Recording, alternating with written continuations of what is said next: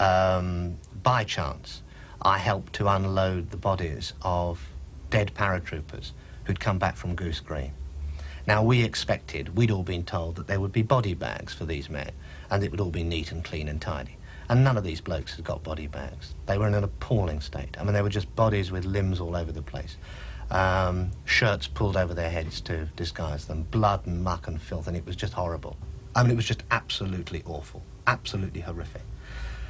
And I wrote about that when the war was over. I didn't write about it at the time. Perhaps I should have done.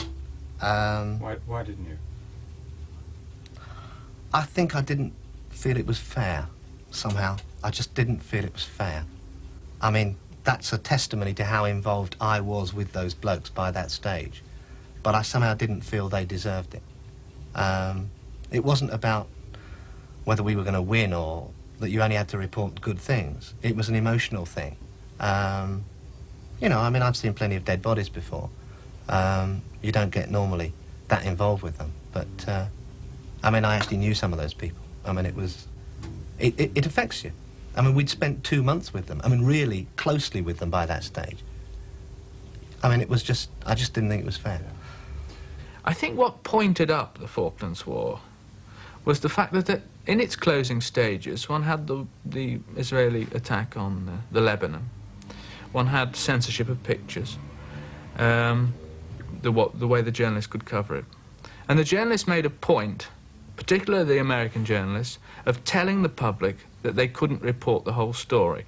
And something which had a sensational impact on American television was that news film which had been censored, they'd leave black spacing in and say these pictures have been censored, and would say we are operating under conditions of censorship. Some British correspondents were doing the same from the Lebanon, but no British correspondents were doing that from the task force. Some of them tried. The PA reporter tried to say this copy is being censored, and the word censored was censored. There was no great stamp which said censored, not to be used, on the copy.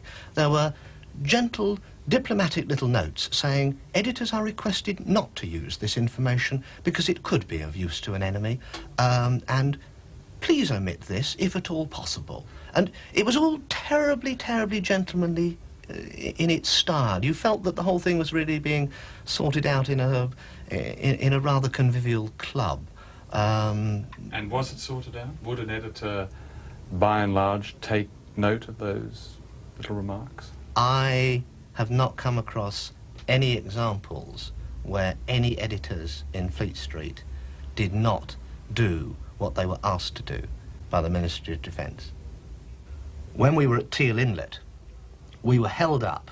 The advance on Port Stanley was held up principally by the weather conditions.